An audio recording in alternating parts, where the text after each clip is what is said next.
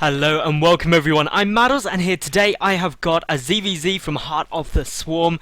Let me get straight into this and introduce the two players. Spawning in the top left position as the red Zerg, we have DuStSwarm. And his opponent down in the bottom right, the blue Zerg player, it's Stephano.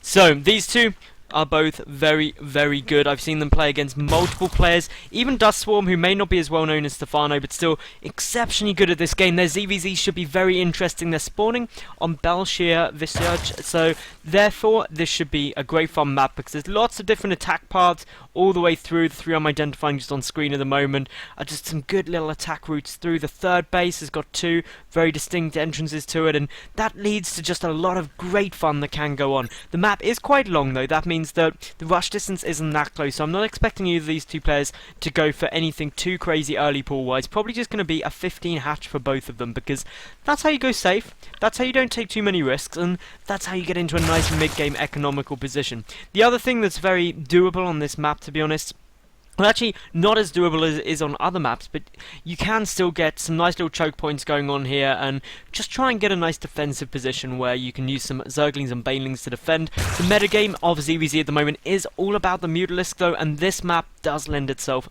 to going air. There's a lot of dead space around the main base. Around the back there's not that much, but you don't really have to worry about that. It's the attack paths that you really want to be able to utilise, and the main base, the natural base, both have these cliff areas that you can easily poke in and out of. So does the third, and due to that it's really quite effective to go for mutas on this map. Other options of course in ZvZ are the same as always. You can go for a lot of early game aggression with Zerglings, with Banelings, with Roaches.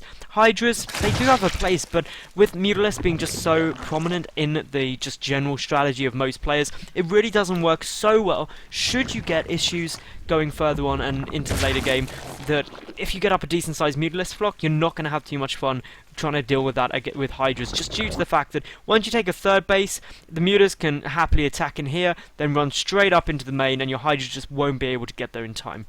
So, what we've currently got is both players getting their hatcheries down, getting their spawning pools down. The gases, well, the gas for DuStSwarm is actually out a lot sooner than that of Stephano's. That's going to give him the option of getting Zergling speed a lot quicker. Also, get Banelings out faster, tech up just generally considerably quicker than Stephano at the moment, who hasn't taken any gas as of yet. The Overlord will be coming in, will get a nice little scout out, should be able to get away absolutely perfectly without any kind of damage being done. The two Queens will be out slightly sooner for Stephano. That's due to the gases and just the spawning pool being started a bit earlier, and now therefore this means that this game should be fairly evenly matched out in terms of the midsection. But the big thing that Stephano's noticed is that there was the shimmering of the spawning pool, which means speed is being researched, and there is still 3 drones mining gas. They are getting pulled out though, no, and I don't believe Stephano saw that they were mining anymore, and that's something that is a bit of a mind game, because even though there was 28 gas mined over, if Stephano didn't see them get pulled out, he might be expecting a lot of Baneling pressure,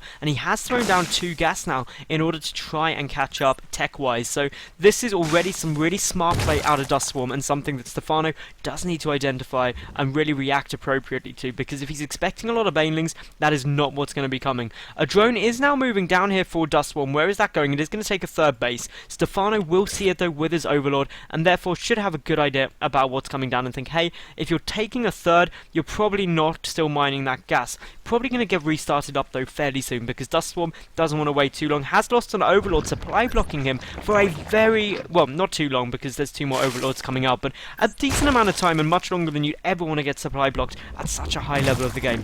So, as we've got now, Spine Crawler, that evolution chamber coming down. We should get an evolution chamber on the other side as well, just to make sure that you can really wall this off nicely, get in good position, really restrict the amount of movement Zerglings and Banelings can make when entering into a natural base to get in a slightly better defensive position. Stephano has now got nearly 200 gas, so he's going to be able to start those double upgrades very early on, but the third base so much earlier for DuStSwarm. It's just going to really give him a good economical position.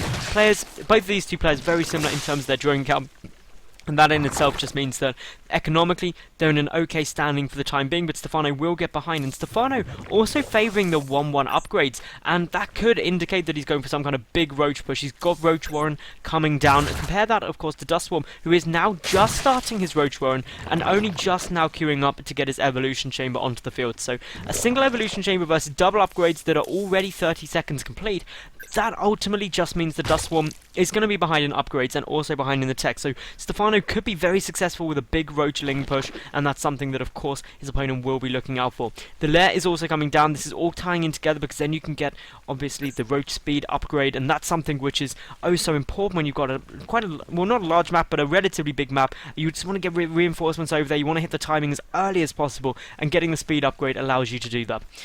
Drone transfer is coming down, and now with the third hatchery, this will mean DuStSwarm is able to pump out a lot more units. He's got a lot more on the way already. Stephano hasn't actually started any Roach production yet, even though his Roach run is complete. His lair still a good 15 seconds away from completion, plus 1 missile weapons coming down for DuStSwarm as well, so this is now just looking to be Stephano's upgrade advantage by quite a massive amount, roughly about a minute ahead in terms of the missile attack and the ground carapace. So those upgrades are really going to help him if he hits in the nice window, and even if he misses the window of when DuStSwarm is finished +1, he's still going to have the +1 carapace upgrade over his opponent, meaning that it will be more cost effective and his units will just be able to survive longer and deal more damage. So that is obviously very good news for Stephano.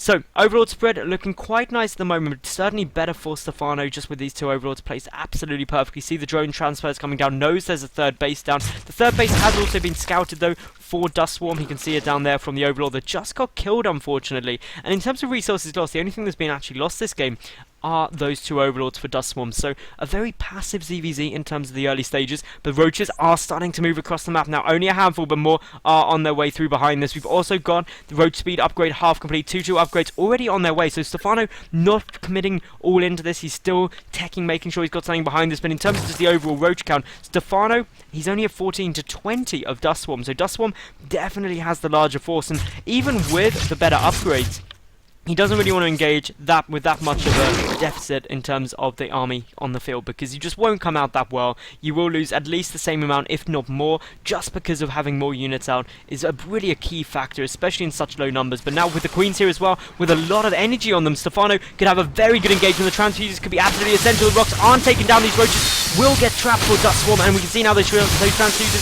already starting to go down, trying to be as cost effective as possible, and Stephano doing a really nice job here, dealing with these Roaches absolutely impeccably. And we can see now just microing back the damaged Roaches out of the range of the reinforcements. Stephano's got his own reinforcements coming in, engaging very well here. We can see the DuStSwarm losing just under double that in terms of resources of his opponent. The 1-1 against 1-0 upgrade really paying off, but now DuStSwarm does have more stuff here. Stephano forced into a full retreat, maybe slightly overcommitting there, but he's got 9 more Roaches on the way. He's already got some more on the field, and that will force DuStSwarm back. The other important thing to note is 100-second advantage minimum in terms of the 2-2 coming out. 2-2 versus 1-0 is a massive lead in terms of the upgrades, and that just means that Stephano will be able to deal with these Roaches very nicely.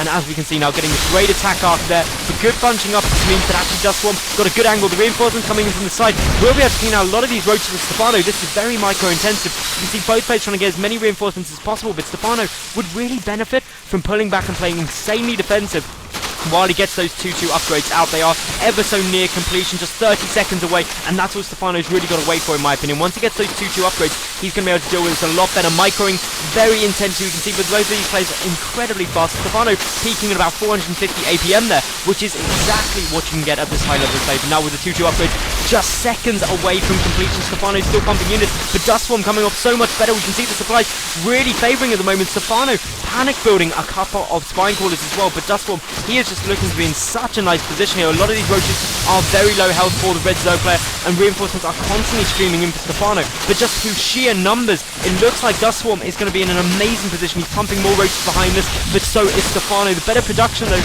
being granted by just having a couple more drones out on the field in that earlier third base. Stephano really looking in a lot of trouble here. Can DuStSwarm do this? Can he take down Stephano, who is no easy pushover? And he is, well, apparently going to be able to do it. Both players coming in so heavily to Roaches.